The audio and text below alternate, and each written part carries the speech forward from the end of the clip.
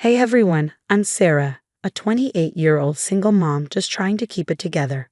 I live in a tiny apartment with my adorable 2-year-old daughter, Lily. She's the light of my life, but being a single parent, it's no joke. I'm working my tail off as a waitress, barely scraping by. But I'd do anything for that little munchkin.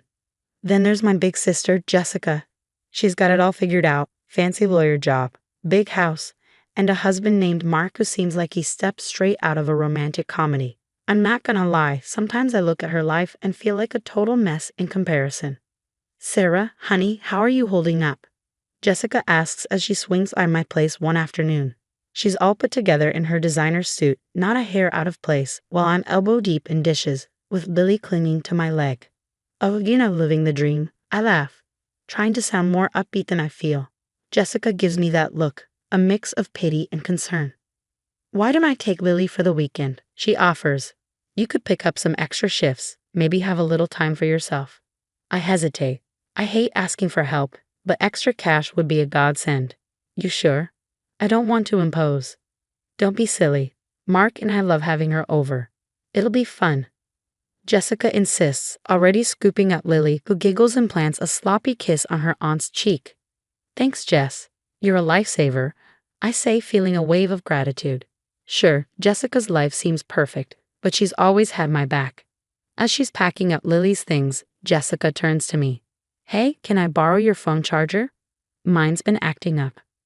Yeah, no problem. It's in my purse on the kitchen table. Help yourself, I call out as I wrestle Lily into her jacket. I hear Jessica rummaging through my purse, and a tiny voice in the back of my head whispers that it's odd she didn't wait for me to grab it. But I brush it off. She's my sister, for crying out loud. Later, after they've left, I flop onto the couch, enjoying the rare silence. I should be cleaning or prepping meals, but instead, I find myself scrolling through Jessica's social media. Vacation pics, work achievements, lovey-dovey posts with Mark. It's like a highlight reel of the perfect life. I sigh, trying to squash the jealousy bubbling up. Get it together, Sarah, I mutter to myself. Jessica's worked hard for what she has, and she's always there for me and Lily. As I'm lost in thought, my phone pings. It's a text from Jessica. * Lily's having a blast. Don't work too hard this weekend, sis. Love you both. * I smile, feeling a mix of emotions. Grateful for the help. Missing my baby girl, and yeah, still a little envious. But mostly, I'm just glad to have Jessica in my corner. A week flies by, and I finally get around to cleaning up the disaster zone that is my apartment. Lily's toys are everywhere, and the laundry pile could probably dress a small army. As I shove things into closets, don't judge, I spot Jessica's designer purse on the coffee table. How did I miss that? Better return this before she freaks out, I mutter, grabbing the purse. It's probably worth more than my entire wardrobe. But as I pick it up, it slips from my hands, spilling its contents all over the floor. Oh, come on, I groan, bending down to gather everything up. That's when I see it, a stack of official-looking papers. Curiosity gets the better of me, and I take a peek. My heart stops. These are adoption papers, with Lily's name on them. What the? My hands start shaking as I read through the documents. Jessica and Mark's names are listed as the adoptive parents. This can't be real. It's got to be some kind of mistake, right? What the heck is going on? I whisper, my mind spinning. Why would Jessica have adoption papers for my daughter? Then it hits me like a ton of bricks. My own sister, the person I trusted most in the world, is trying to steal my baby. The room starts to spin, and I have to sit down before I fall over. No, I mutter, digging deeper into the purse, desperate for some explanation. Something I'm missing. What I find next only deepens the betrayal. There's a birth certificate, a fake one, with Jessica listed as Lily's mother, forged medical records, and even a plane ticket to another state. Every new discovery feels like a stab to the heart. I can't breathe. I can't think. How could Jessica do this to me? To Lily? We're family, for crying out loud. My phone buzzes and I nearly jump. It's a text from Jessica. Hey sis, forgot my purse at your place. Can you bring it back later? I stare at the message, my stomach twisting. What do I even say? Sure, no problem. By the way, I found your secret plan to kidnap my daughter. Another text comes through. Also, Mark and I were thinking of taking Lily for another weekend soon. Give you a break, you know? Rage boils inside me. A break? More like giving them a chance to disappear with my child. I sink to the floor, surrounded by the evidence of Jessica's betrayal, and let out a sob. What am I going to do? How can I protect Lily? Who can I even trust anymore? One thing's for sure. I'm not letting anyone take my daughter. Not Jessica, not anyone. I may be a struggling single mom, but Lily is my whole world, and I'll do whatever it takes to keep her safe. I take a deep breath, trying to pull myself together.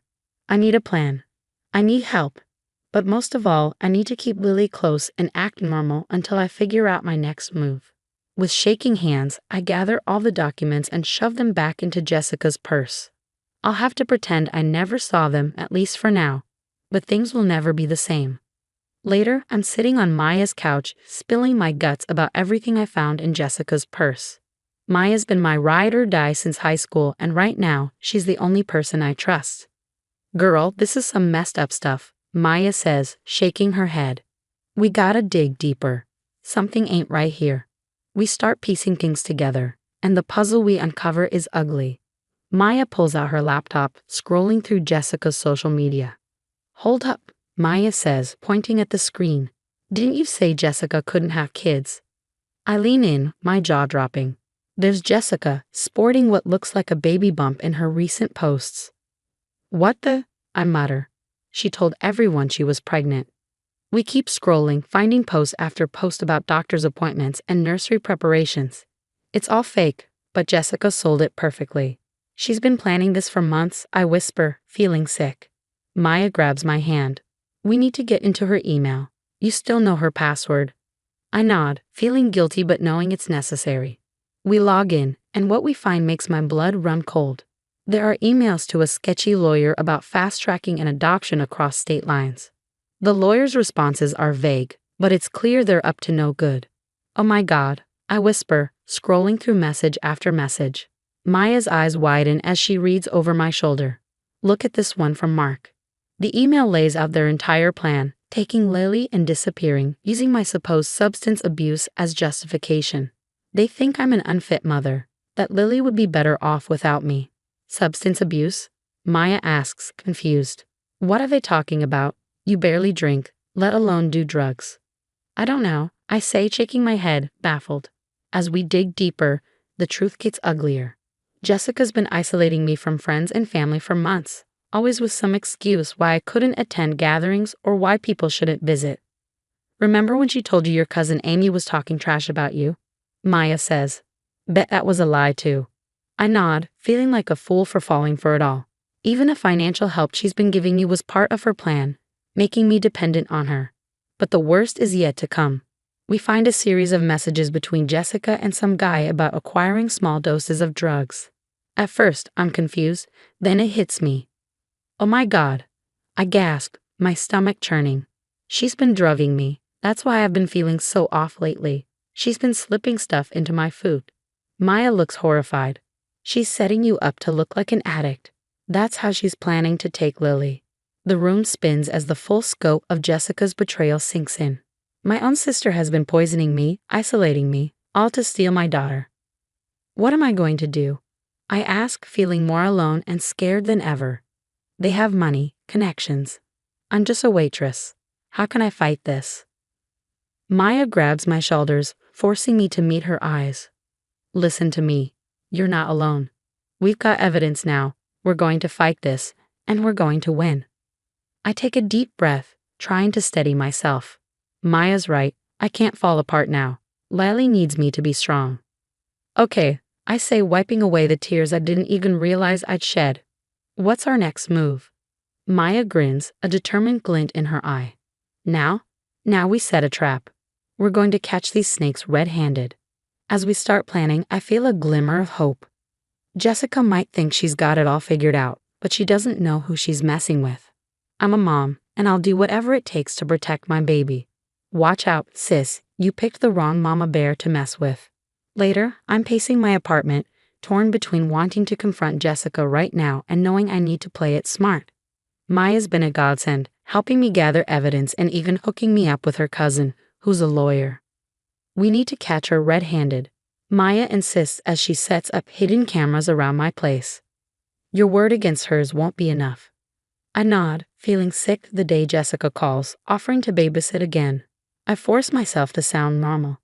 That'd be great, thanks, sis. When she arrives, I kiss Lily goodbye, praying it'll be the last time I have to leave her with that snake. Hours later, Maya and I huddle over her laptop watching the footage.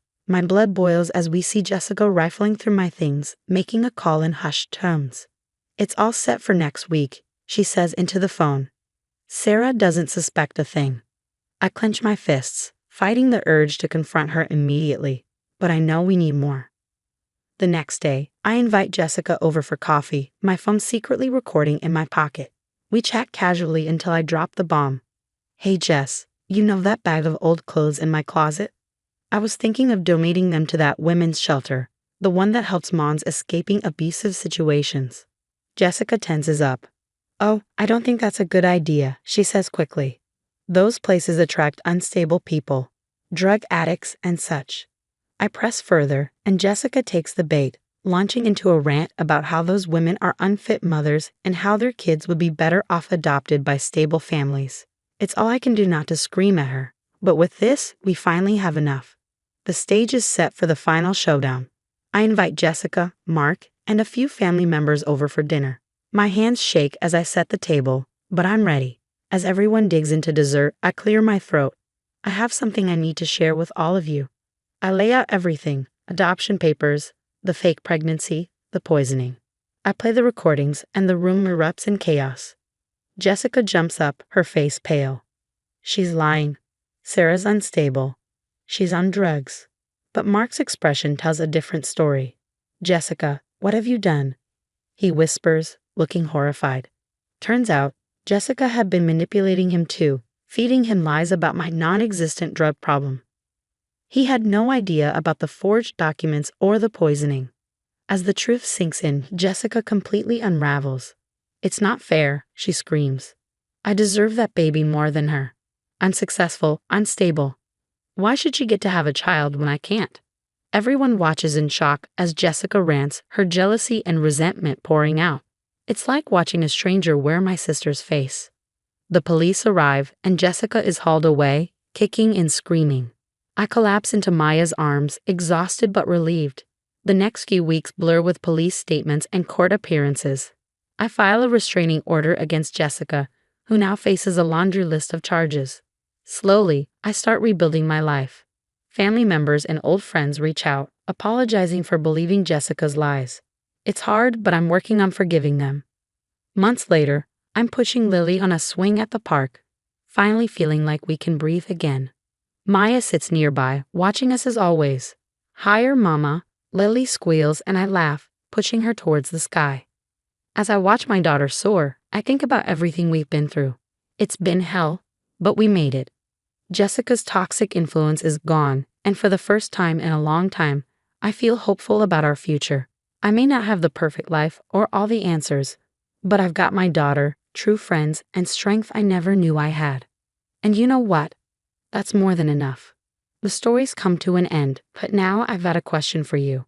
If you were in my shoes, would you ever be able to forgive Jessica? Or is some betrayal just too deep to come back from? Drop your thoughts in the comments below. I'm really curious to hear what you do in this situation. If you enjoyed this wild ride, don't forget to hit that like button and subscribe to the channel for more intense stories like this one. Your support means the world to me and helps me keep sharing these experiences. Thanks for listening, and I'll catch you in the next video.